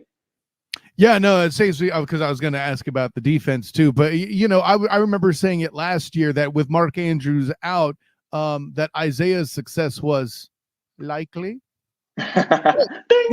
Yeah, I'll take a bell for that. There you go. So, and I love the point you make about ace formation. I mean, there is a prominent team that used to do that. Perhaps you remember the New England Patriots, Gronkowski, and that other guy whose name we can't come up, like he's Voldemort or something. But listen, I think an ace formation with a power back that can move, and then L-Jack, there is good gravy. So the biggest and to my concern, only question about this offense, that's the offensive line. Because you've removed 3 starters from last year and you're replacing them with a lot of inexperience. You have Andrew Voorhees. He was the 7th rounder last year. He picked up an ACL during the combine last year, which made him fall. He's starting on left guard, and he's never played a snap in NFL before. Then you have Daniel Faele, who's playing on the right guard, as it seems right now. He's competing with Ben Cleveland about that spot. He was a 4th rounder in 2022. And then you have Roger Rosengarten, who you just drafted in the 2nd round, who's projected to be your right tackle, but still you have Patrick McCarry who can play the center or play the guard or play the swing tackle. But still, you have a lot of inexperience at that line. And yeah, I think that will be the main question for the Ravens to answer this year on offense. If the offensive line can just be decent, this team will be what it was last year. They will be a contender. But if this offensive line falls apart, then they could hit rock bottom. You know, and I hear that too, but there's a lot of other ways you can bolster the line than beyond talent as well, especially when you have a guy who's probably one of the more threatening rollout quarterbacks in the league. And I don't know how good a set of blockers their receiving core is, but if you're out there in Ace and you got Likely and Andrews out there, that can certainly be weapons you can play with, a lot of looks you can mess around with. I don't know precisely how much they rely on that as the Ravens offense. I'm kind of behind on watching my Ravens tape, I'll admit. But yeah, I hear that being a threat, but I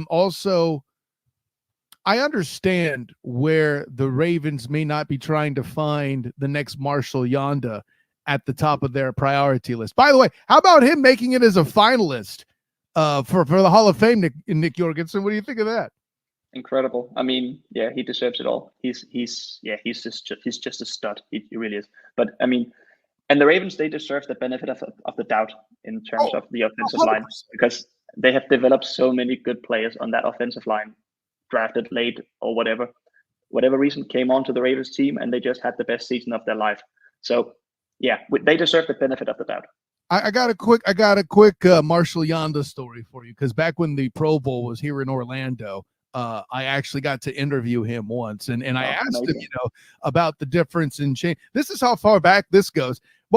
How did you deal with the difference from transitioning to one Joe Flacco to one Lamar Demetrius Jackson? He didn't have three names back then, of course, but and being very political and all that, he said it wasn't that big a change. It might be different parts of the playbook that we accent, but we still had the whole playbook and anything could happen.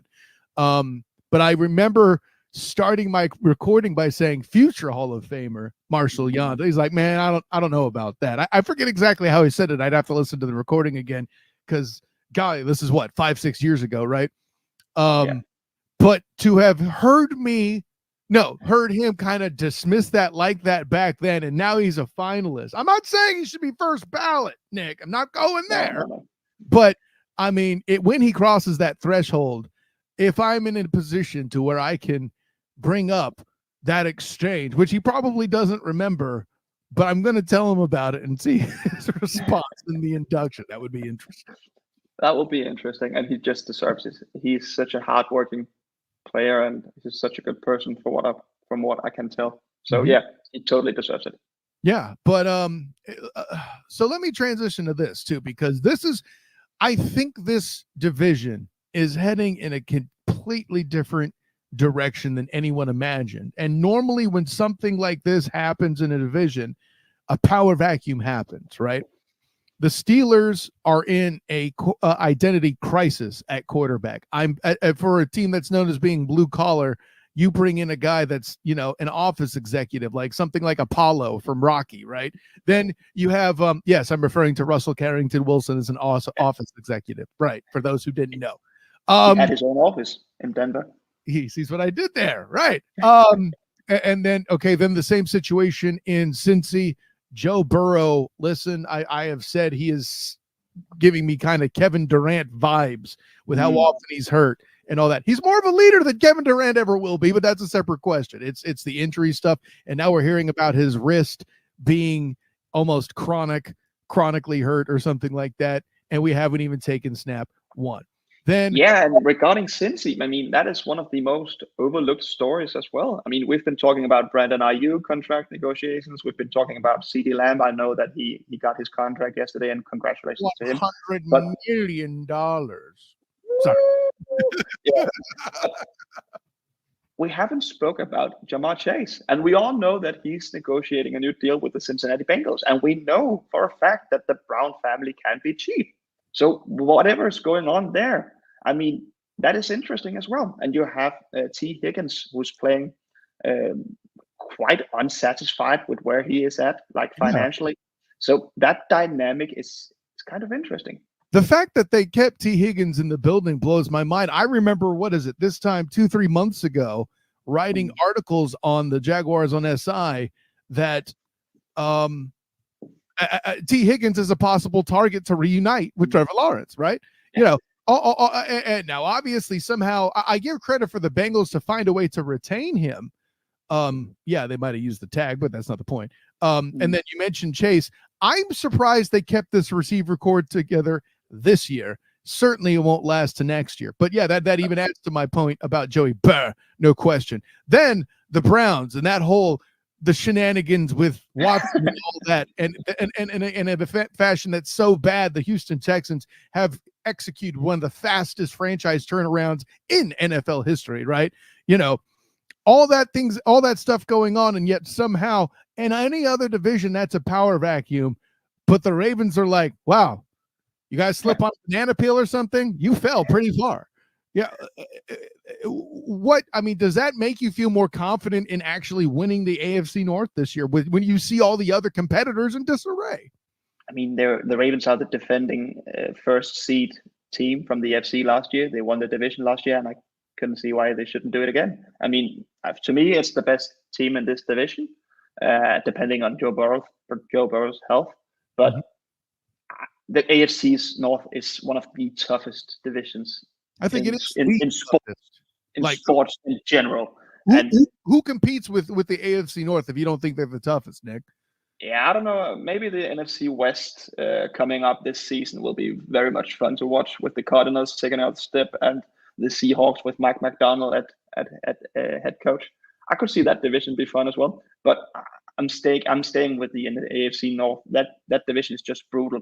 And the way the Ravens' schedule is designed this year, they're playing most of their division games in the back half of the season when they're tied, and these games are brutal. So that will be a disadvantage to them, and it will be something that can hurt them and their playoff chances as well, because they tend to split these games for whatever reasons. You saw it last year when the Browns came to M&T Bank Stadium and they beat the Ravens in a freak game, despite Kyle Hamilton having two picks. I mean, that was crazy.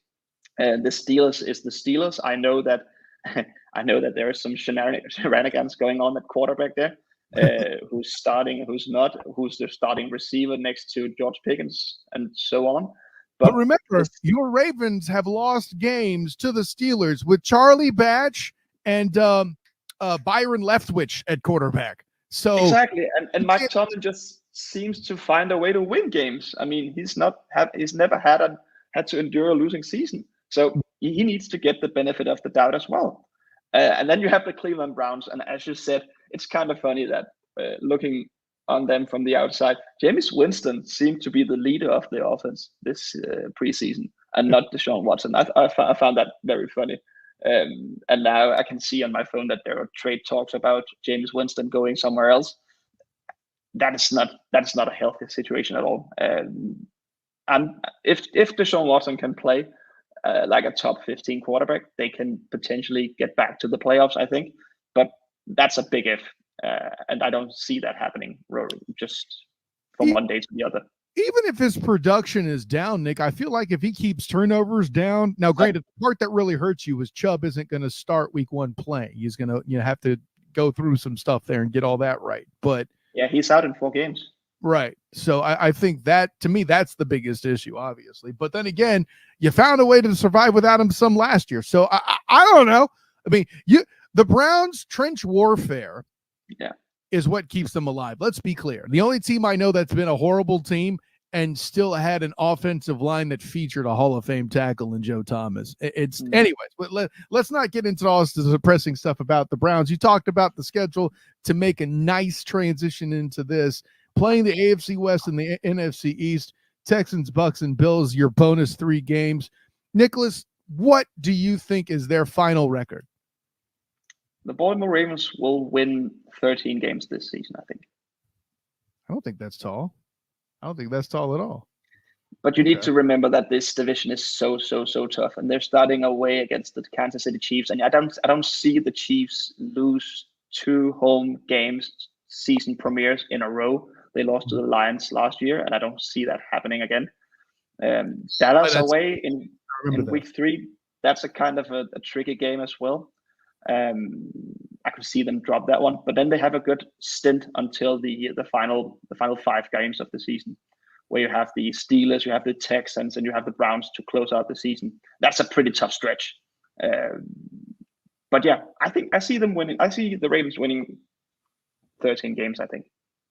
Yeah, and think about that Browns game to close out. Since the Ravens play on Wednesday, they have that extra time to get ready for the Browns. I think that's a Week 18 win if they need it. Sure, but then you're going against the Texans after playing the Steelers. I mean, on Saturday, and then you play again on Wednesday. That is brutal. That is really brutal. That is brutal. And there's a reason why I'm chalking up that as a loss to the Texans on that Christmas game, and it's not because of talent. Like, listen, T.J. Watt, Minka Fitzpatrick, if they're both on the field in Week 16, are going to bruise some people. I get it. I'm 100% with you on that. Though, to be fair, they do have 2 bye weeks before playing the Steelers. They have the bye week, and then they have the Giants, aka a second bye week. So, did you see the Sauce Gardner clip about his press conference about Daniel Jones? No, I haven't yet. Sauce Gardner, he couldn't keep it together. He was asked about what he thought about Daniel Jones, and he just cracked a joke. He was, yeah. You know, that's what happens when you have rivals that play in the same stadium. But I think you said you have 13 games. I guess you're going to call me a pessimist. I have them down for 12. I have them going 4-2 in the AFC North itself, 3-1 in the West. I think somehow the Chiefs are going to come out. I could have just as easily said 4-0, but I wasn't brave enough because who knows? Maybe the Ravens come out ticked off and get revenge from the conference game. That could very well be there. That could be your 13th win. Maybe you sweep. They are clearly motivated about that. All of the press conferences, every interview is about that game. They want to beat the Chiefs, but Andy Reid doesn't lose 2 home openers in a row. I don't think so. Yeah, Andy Reid's boss, man. I got, and that is with zero disrespect rather to any coach named Harbaugh, let alone Jim and John. Okay, but that game will be fascinating as well. You could just as easily go 4-0 against the NFC East. I think the Eagles sneak up on you one game there simply because, you know, where it falls on the calendar, it's kind of that last stretch right before the bye week on a Sunday afternoon game. You know, maybe they're smelling the barn to head into the bye to open the month of December. Who knows? And I mentioned that Texans game of the remaining 3 is the one I think I have you losing there. The Bucs and the Bills. Listen, I don't even think Josh Allen is a top 3 quarterback anymore without Stephon Diggs in the building. That's a hot take. Well, people said it was a hot take, Nick, when I said that Stephon Diggs would be the offensive most valuable player when he arrived, and he would raise Josh Allen's statistics, which he did. He did. Now, how do I not stay consistent? And he regresses. Yeah. And who's catching the ball on the Buffalo Bills offense? I agree. I mean, and no disrespect to my guy, Steve, the Bills car guy, who I had on in the previous episode with the AFC East preview. But with all that in mind, he's giving me the money to ball defense, right? We could replace him in the aggregate. I'm not seeing it, though. Like, you're relying on this. What is this Kincaid kid at tight end? Forget about it. No, I'm not feeling it. So, anyways. So how do you see the Ravens stacking up in the playoffs? You're asking me to give playoff takes now, and this I haven't done my full seeding yet. That's actually next week when we do the simulcast here on the Student of the Game podcast with the Huddle Up podcast. But I'll put it this way: the Chiefs are probably going to be a top group, right? They're not going to face any other division leaders in week 1. They're going to get at least a top 2 seed, you would think, so they would have a bye and have a pretty easier road, right? Oh, the bye is just for the number 1 seed. Say again? Oh, that's right. Excuse me. I meant a home. I should have said a home game. My mistake. Yeah. So, right. So do they get that first bye? I don't know, but it's hard to think the Chiefs don't get it just because I think their schedule's easier. Simply put. Right. I agree. But okay. Does that mean you're facing who? Potentially maybe like a Jacksonville? Are you rematching with Cincy, do we know at this point with that because of Joey Burr, like we said? I don't know. One would think that it's Cincy. Are you going to get a rematch with a Bills team? Since I think the Dolphins will win that division, there's so many different directions that could still go. I'll put it this way. The Ravens and the Jags are a game I'd like to see. I'm not here to say the Jags would win. I just think it would be exciting because they always play good football. Yeah, they do. I was there at Everbank on Sunday night for that game, you know. Yeah, that was a great game. You know, I was at Wembley Stadium back in 2000 and something, 17, 16, when the Ravens played the Jaguars, and that was with Joe Flacco playing again.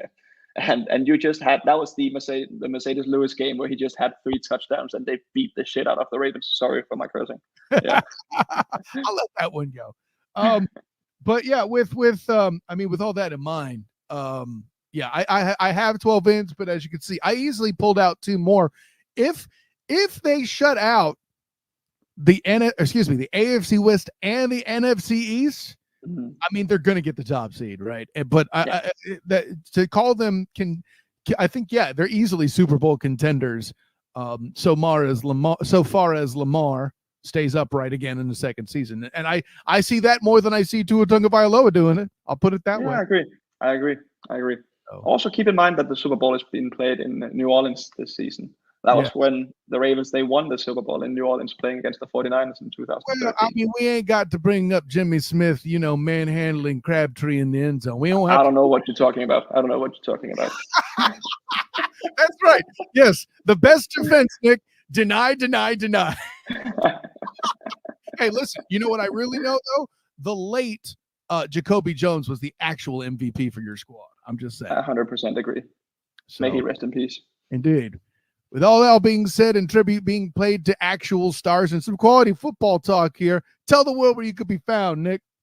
You can find me on X at my handle is Nicholas IJ, and I'm a reporter from the Danish NFL media Gul Klud, which is pronounced just as hard as it's spelled. and then you can see me at all the European games this season, and you can see me at the hopefully at the Super Bowl in New Orleans next February. Yes, I hope that works for me. I got in-laws there too, so I'm hoping to parlay that into something. But no, I hear you there, buddy. I will say this: when it comes to Nick, there's a lot of things he could do and predict. He's worth the follow. I can guarantee you that. And listen, okay, you have a fiance now, Nick. All right, you need to stop telling people you're on X. They'll get the wrong idea. You got to say you're on Twitter still, okay? Are we still saying that? Okay.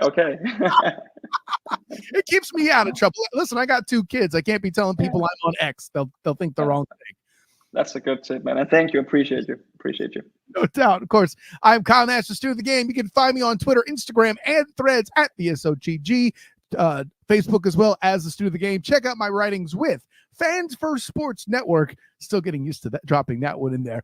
For my writings on the Jacksonville Jaguars as well, my coverage of UCF with the Black and Gold Banneret, and my work as well with the 3-point conversion. Also, check out the Duval Dive. If you hadn't seen Tuesday's episode regarding final cuts there we had with Jamal St. Cyr of News 4 Jacks, me and my friend Travis D. Holmes of Big Cat Country will be airing again soon, so don't you worry about that. Check out the Duval Dive here accordingly, and we're going to be changing the Duval Dive to Wednesday nights when the season starts, so look out for that coming as well. And of course, the Night Shift podcast powered by the Black and Gold Banneret, where we will be talking about UCF's first game hosting the New Hampshire Wildcats there. So not the height of Big 12 action in that particular game, but we could give you all the takeaways there. So look forward to that. So for my friend Nicholas Jorgensen, Mikey Byrne of Huddle Up Podcast, Michael Draculich of Pittsburgh Sports Nation, and I mentioned Nick, of course, because he's awesome, as well as Mikey Bird coming in and talk some Browns to save the day there. Oh, no, excuse me. I had Casey coming in talking Browns from the Barking Browns podcast. There we go. So thanks to all of you guys for doing what you did. But until next time, everyone, class dismissed.